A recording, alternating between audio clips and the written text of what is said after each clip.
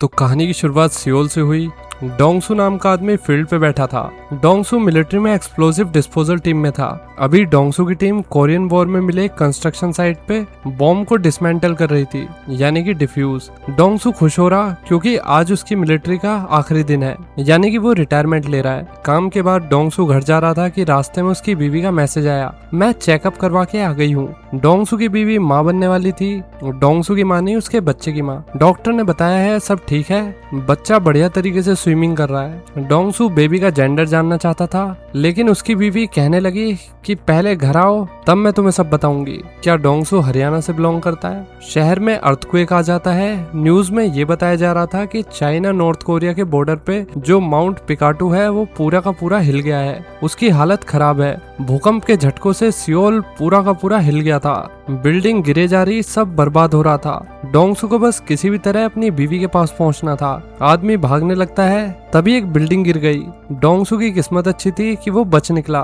Dongsu को अपने बच्चे का जेंडर जानना था। उसको डर था कि कहीं उसका बच्चा उसी की तरह न बन जाए, मतलब शायद उसको लड़की चाहिए थी। इधर जियान नाम की लेडी को दिखाया जाता है। जियान सिविल अफेयर्स में सीनियर सेक्रेटरी थी। जियान प्रोफेसर कैंग नाम के आदमी के पास गई। कैंग वो आदमी है जिसने सालों पहले ही इस एक्सप्लोजन की प्रिडिक्शन कर दी थी। पहले तो सबने कैंग की थ्योरीज का मजाक बनाया, पर अब जियान चाहती है कि कैंग उसकी हेल्प करे। कैंग अलग ही मूड में था। वो सामान पैक करके साउथ कोरिया छोड़ के यूएसए जा रहा था, क्योंकि कैंग के पास यूएसए की सिटीजनशिप है। जियान कह रही कि अभी हो रहे डिजास्टर को बंद करने में हमारी हेल्प करो, हमें तुम्हारी जरूरत है। कैंग ने मना कर दिया और कहा कि साइंटिस्टों की इज्जत करके क्या ही मिलेगा, जाओ जाके सरकार के तलवे चाटो। हालांकि जियान के पास कैंग के खिलाफ कुछ सबूत थे, जिसके चलते कैंग को मजबूरी में उसकी बात माननी पड़ेगी। कैंग के पास ऑप्शन ही नहीं था, नहीं तो उसे अरेस्ट कर लिया जाएगा। अब प्रोफेसर कैंग हायर ऑफिशियल से मिलने आ गया। कैंग ने सबको समझाया कि माउंट पिकातू के नीचे 4 मैग्मा चेम्बर्स है।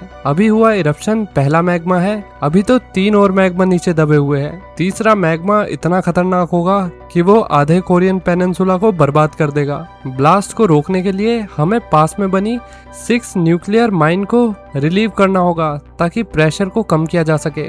लावा फोर्स को ड्रिलिंग करके मैग्मा को पैसेज देकर अंडरग्राउंड सेफली बहाया जा सकता है, पर पैसेज बनाने के लिए हमें काफी एनर्जी चाहिए होगी। हायर ऑफिशियल डर गए कि अगर इस सब के बारे में अमेरिका को पता लग गया तो अमेरिका क्या कहेगा। उन्हें नहीं पता कि अब अमेरिका ने कहना ही छोड़ दिया है। ऐसी सिचुएशन में वॉर शुरू होने की टेंशन हो सकती है। साउथ कोरिया के प्रेसिडेंट ने प्रोफेसर कैंग से अकेले मीटिंग की। मैं तुम्हें इस मिशन को आगे बढ़ाने की पूरी परमिशन देता हूँ, भले ही तुम्हारे प्लान में जान ना हो, पर हमारे पास और कोई चारा भी नहीं है। इस प्लान से हम अमेरिका की डीन्यूक्लियराइजेशन को इग्नोर करके और नॉर्थ कोरिया की टेरिटरी में घुस के चाइनीज बॉर्डर के पास जाके न्यूक्लियर डेटोनेटर लगा देंगे, जो कि अपने आप में बहुत बड़ा मिशन है। इसके बाद डोंगसू के पास कर्नल का कॉल आता है। डोंगसू कैसे हो बेटे, तुम्हें नॉर्थ कोरिया जाके बॉम्ब डिस्पोजल करना है। लेकिन सर मैं तो रिटायर हो चुका हूँ। अरे नहीं, तुम भूलो मत, ये मिशन हमारे नेशन के लिए जरूरी है। इसके लिए मैं तुम्हारी बीवी को मिलिट्री की फुल प्रोटेक्शन देके यहाँ से बाहर यूएसए भेज दूंगा। डोंगसू अपनी बीवी की सिक्योरिटी और सेफ्टी के लिए मान गया।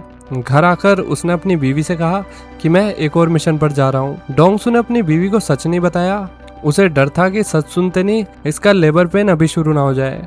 उसने अपनी बीवी से कहा कि तुम अपना ध्यान रखना और हमारे बच्चे का भी। फिर उसने अपनी बीवी से दोबारा पूछा कि हमारे बच्चे का जेंडर क्या है, लेकिन बीवी ने बताने से मना कर दिया। उसने बस ये कहा कि तुम मिशन से जल्दी लौट आओ और खुद अपने बेबी से मिलना। अगले दिन डोंगसू अपनी टीम के साथ हेडक्वार्टर गया। पता लगा कि नॉर्थ कोरिया में 6 लॉन्ग रेंज वाली न्यूक्लियर मिसाइल सेट कर रखी है। कोई भी उनकी टेरिटरी में गया तो उसका गेम खत्म है। प्लान को 2 टीम्स में बांटा गया। डोंगसू की टीम मिसाइल को डिसमेंटल करेगी और दूसरी टीम बाकी के ऑपरेशन का ध्यान रखेगी, जैसे ट्रांसपोर्ट और डेटोनेटर। मीटिंग में नॉर्थ कोरिया के इन्फॉर्मेंट के बारे में बताया गया। इसका नाम है जून। जून को मिसाइल की लोकेशन पता थी, वो अभी भी अपनी कंट्री की जेल में है। साउथ कोरिया वालों ने जून में एक चिप लगा रखी थी, यानी कि जीपीएस ट्रैकर। तुम्हें उसे आजाद करके यूरेनियम को बचा के और माइंस के अंदर के बॉम्ब को डेटोनेट करके वापस आना है। प्लान ऑन हो गया और दोनों टीम्स एयरप्लेन में बैठ के मिशन के लिए चल पड़ी।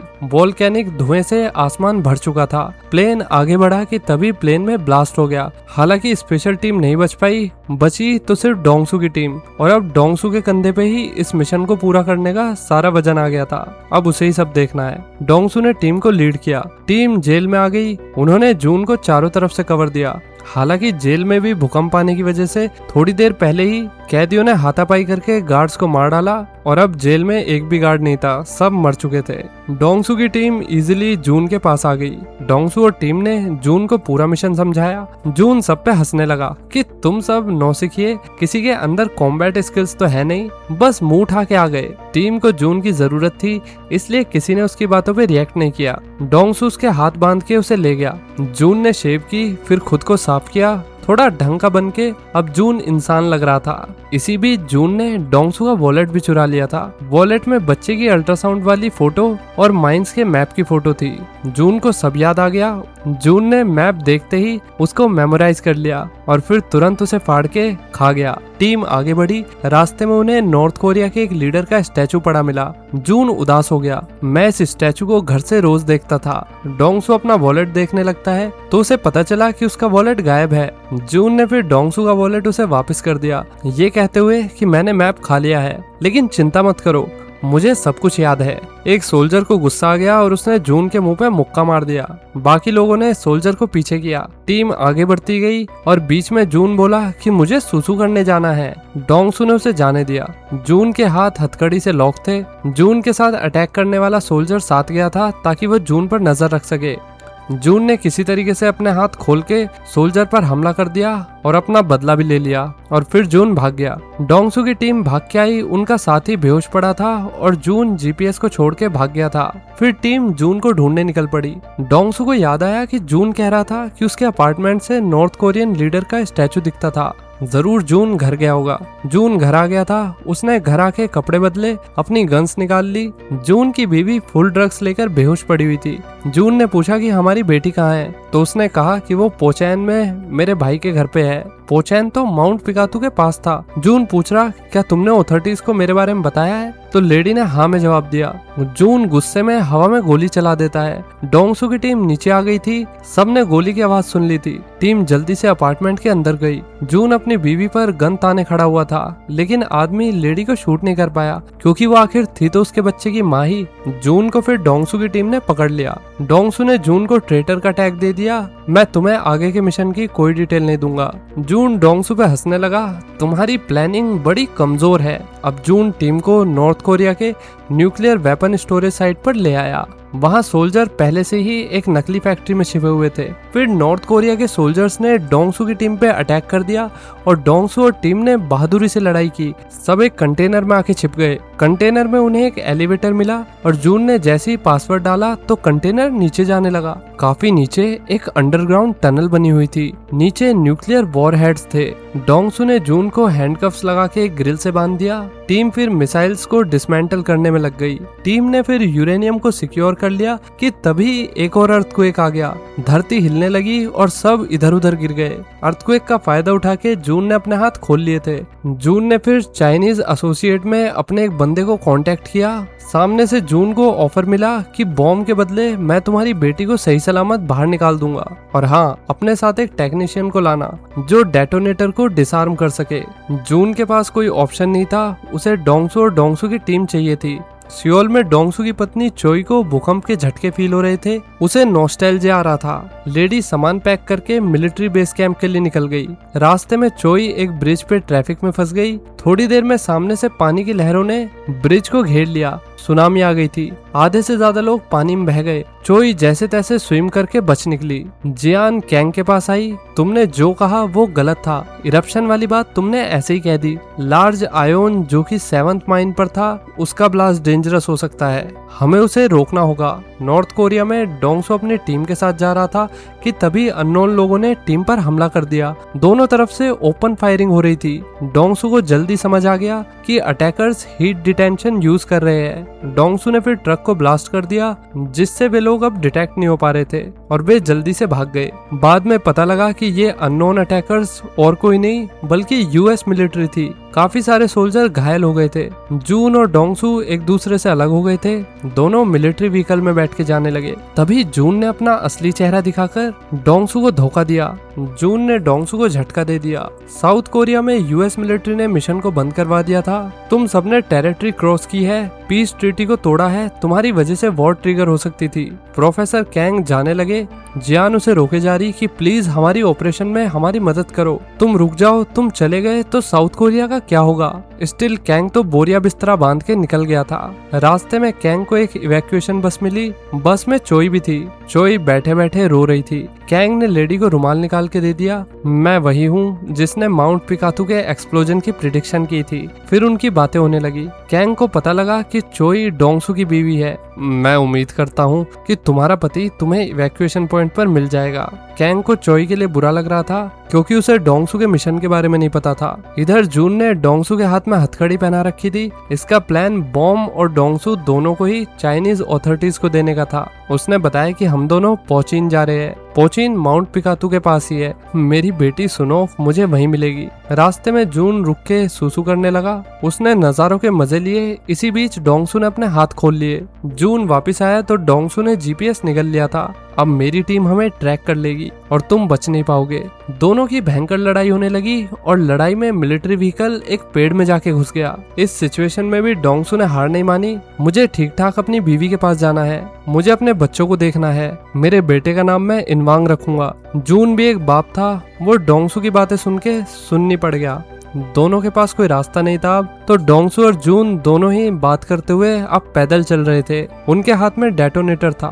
डोंगसू कह रहा कि मुझे अब तक अपने बेबी का जेंडर नहीं पता। इस पे जून ने कहा कि अच्छा ऐसा क्या, पर वो तो अल्ट्रासाउंड में साफ दिख रहा है। इस पे डोंगसू ने कहा कि पता नहीं मेरा बेटा शायद अलग ही होगा, इसलिए मैं उसे देख नहीं पा रहा। लग रहा है इसका बेटा तो कुछ ज्यादा ही अलग होने वाला है। जून ने अल्ट्रासाउंड वाली फोटो दिखा के कुछ कहा। डोंगसू कह रहा कि मुझे बताओ कि मेरे बच्चे का जेंडर क्या है। जून चुप रहा। उसने बात पलट दी। तुमने हाल ही में आई साउथ कोरिया की वेब सीरीज देखी है क्या, जिसका नाम डोमो है? मैं जेल में था इसलिए मैं भी अब तक वो सीरीज देख नहीं पाया। डोंगसू पूछता रहा कि प्लीज बता दो कि मेरे बच्चे का जेंडर क्या है, लेकिन जून ने अपना मुंह नहीं खोला। थोड़ी देर में ही यूएस मिलिट्री ने डोंगसू और जून पर अटैक कर दिया। ऐसा लग रहा था कि दोनों का गेम अब खत्म ही है। लास्ट मोमेंट पर डोंगसू की टीम के बंदे लोकेशन पे बस में बैठ के आ गए। यूएस मिलिट्री और डोंगसू की टीम के बीच जबरदस्त फायरिंग हो रही थी। यूएस मिलिट्री समझ नहीं पा रही थी कि इस सिचुएशन को कैसे टैकल करे कि तभी तीसरे वोल्केनिक एक्सप्लोजन में ब्रिज उड़ गया। यूएस मिलिट्री वैली में गिर गई। साउथ कोरिया में हाल ही में अर्थक्वेक के बाद इवैक्यूएट करे लोगों को बेस कैंप लाया गया। चोई और कैंग कैंप पर आ गए। यहाँ से उन्हें एक शिप पर ले जाया जाएगा। शिप यूएस जाएगी। कैंग को सिटीजनशिप की वजह से आगे जाने का एक्सेस मिल जाता है, लेकिन चोई पीछे रह गई। प्रोफेसर कैंग ने लेडी की हेल्प करने का सोचा, पर चोई ने मना कर दिया कि मैं अपने पति का यहीं वेट करूंगी, उनके बिना मैं कहीं नहीं जाऊंगी। कैंग को बुरा लग रहा था। उसने चोई को सच बता दिया कि तुम्हारा पति एक मिशन के लिए नॉर्थ कोरिया गया है।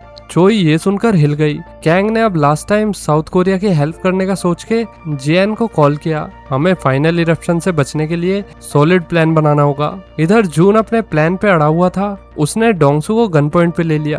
डोंगसू की इच्छा शक्ति को देख के जून ने फाइनली अपने घुटने ही टेक दिए। तुमने अब तक अपने मिशन को पूरा करने का हौसला नहीं छोड़ा है, तुम अलग ही लेवल के बंदे हो। जून ने डोंगसू को माइंस की लोकेशन दे दी। जून फिर अपनी बेटी को ढूंढने चला गया। डोंगसू अब अकेला रह गया। गवर्नमेंट ने डोंगसू से बात करने के सारे कनेक्शंस कट कर दिए थे। जियान प्रोफेसर कैंग से मिली। चोई भी कैंग के साथ ही थी। तीनों ने जैसे तैसे करके डोंगसू से कांटेक्ट किया। कैंग ने डोंगसू से कहा कि अपना कोर्स बदलो, 9 टनल से जाने की जगह 7 टनल से जाओ। डोंगसू कंफ्यूज हो गया कि मैं क्या करूं, मेरे पास ओरिजिनल मैप नहीं है, मुझे जून को वापस लाना पड़ेगा। जून पोचीन आ गया था। उसे उसकी बेटी मिल गई। बच्ची बुरी हालत में थी। बच्ची ने जो कुछ देखा उसके बाद बच्ची ट्रॉमा में चली गई थी। इतना ट्रॉमा कि बच्ची अपने बाप तक को नहीं पहचान पा रही। जून अपनी बेटी को देख के बहुत इमोशनल हो गया था। तभी चाइनीज ऑथोरिटीज आ गई। हमें बताओ कि बॉम्ब कहाँ पे है। मुझे नहीं पता, प्लीज मेरी बेटी को यहाँ से जाने दो, कम से कम उसे बॉर्डर तो क्रॉस करने दो, मैं तुम्हारे आगे हाथ जोड़ता हूँ। चाइनीज अथॉरिटीज का दिमाग घूम गया, उन्होंने गन निकाल ली। तभी यूएस मिलिट्री ने आकर चाइनीज अथॉरिटीज पर अटैक कर दिया। दोनों तरफ से फायरिंग हो रही थी। डोंगसू हीरो की तरह आके बीच में मैदान में खड़ा हो गया। उसके हाथ में व्हाइट कपड़ा था, मतलब डोंगसू सरेंडर कर रहा है। उसने ये भी कहा कि मेरे पास बॉम्ब है। हालांकि उसने ये भी कहा कि बॉम्ब में पहले से टाइमर सेट है, बॉम्ब कुछ ही देर में फट जाएगा और सब खत्म हो जाएगा। चाइनीज और अमेरिकन अथॉरिटीज की फट गई और सब एक्सप्लोजन से बचने के लिए भागने लगे। डोंगसू ने फिर डेटोनेटर को डिफ्यूज करके माइन में अकेले जाने का फैसला किया। जून ने डोंगसू को अकेले जाने से मना कर दिया, ये कहते हुए कि मैं तुम्हें लोकेशन नहीं बताऊंगा जब तक तुम मुझे भी अपने साथ न ले चलो। जून की बेटी रोने लगती है। अपने बाप को जाता देख वो बहुत परेशान हो गई। हालांकि उसे अभी तक याद नहीं आया था कि ये मेरा बाप ही है। जून और डोंगसू फिर कार में बैठ के माइंस की तरफ चले जाते हैं। रास्ते में डोंगसू ने अपनी बीवी से बात की, मुझे माफ कर दो, मैंने तुमसे झूठ कहा। बीवी भी लाइक, प्लीज ऐसा मत कहो, जल्दी घर आ जाओ बेबी, खाना ठंडा हो रहा है, तुम्हें अपने बच्चे से मिलना है ना। डोंगसू भी लाइक, मैं वापस जरूर आऊंगा। इतना कह के डोंगसू ने कॉल कट कर दी। चोई को डोंगसू की आवाज सुनते ही एकदम से लेबर पेन होने लगा। अभी तो उसकी डिलीवरी की ड्यू डेट भी नहीं थी। प्रोफेसर कैंग और जियान चोई को हॉस्पिटल लेकर गए। डोंगसू और जून सही टनल में आ गए। माइन के रास्ते से दोनों अंदर गए। दोनों ने एलिवेटर के पास जाके डेटोनेटर सेट कर दिया। अचानक से लाइट चली गई और लिफ्ट की पावर कट हो गई। बाहर वोल्केनिक अर्थक्वेक आ गया था। डोंगसू ने केबल कट करने का और बॉम्ब को नीचे ले जाने का सोच लिया। वो अपनी जान रिस्क में डालने के लिए तैयार था, बस उसका मिशन पूरा होना चाहिए। और करोड़ों लोगों की जिंदगी भी दांव पे लगी हुई थी। डोंगसू ने जाने से पहले वेब सीरीज दामो का एंड बता दिया। एंड यही था कि आखिर में सब मर गए। ये सुन के जून शॉक रह गया। फिर उसने बेबी के जेंडर को जानने वाली बात पे कहा कि वो तो सिर्फ एक झूठ था, उसे अल्ट्रासाउंड की फोटो देख के कुछ पता नहीं चला। एकदम से जून ने लिफ्ट बंद कर दी और कहा कि मरना है तो मैं मरूंगा, तुम अपने बच्चे के पास जाओ और उसका जेंडर पता करो। डोंगसू ने जून को रोका, लेकिन जून नहीं रुका। देखो मैं घायल हूँ, मुझे कोई मिस भी नहीं करेगा, बस तुम मेरा एक काम कर देना, मेरी बेटी का ध्यान रखना, तुम एक अच्छे इंसान हो और मैं सिर्फ तुम पर ही भरोसा कर सकता हूँ। जून ने डोंगसू को बाय कह के लिफ्ट का बटन दबा दिया और जून फिर बॉम्ब को लेकर नीचे चला गया। डोंगसू माउंट पिकातू से दूर जा रहा था। यूरेनियम बॉम्ब डेटोनेट हो गया। जून ब्लास्ट में मारा गया। एक्सप्लोजन से अर्थक्वेक आना बंद हो गए थे और कोरियन पेनिनसुला पे आधे से ज्यादा लोगों की जान बच गई थी। फाइनली चोई ने भी बच्चे को जन्म दे दिया। 1 साल बाद नॉर्थ कोरिया और साउथ कोरिया साथ में काम कर रहे थे। दोनों पेनिनसुला की रिकंस्ट्रक्शन को ओवरसी कर रहे थे। प्रोफेसर कैंग कोरिया वापस आ गया था। जियान उसे एयरपोर्ट से पिक करने आई। मैंने फैसला लिया है कि मैं अपने होमलैंड पर रहकर ही रिन्यूएबल एनर्जी प्रोजेक्ट पे काम करूंगा। इसमें मैं माउंट पिकातू का मैग्मा यूज करूंगा। डोंगसू और चोई टोडलर के साथ थे और जून की बेटी भी इसी घर में रहने लगी। चोई और डोंगसू ने लड़की को एडॉप्ट कर लिया था। मूवी खत्म हो गई पर बेबी का जेंडर हमें अब तक पता नहीं लगा। इसी के साथ ये कहानी यही खत्म होती है। तो दोस्तों कैसी लगी ये कहानी, लाइक और कमेंट करके बताइए। चलिए मिलते हैं नेक्स्ट वीडियो में। Till then take care, bye bye.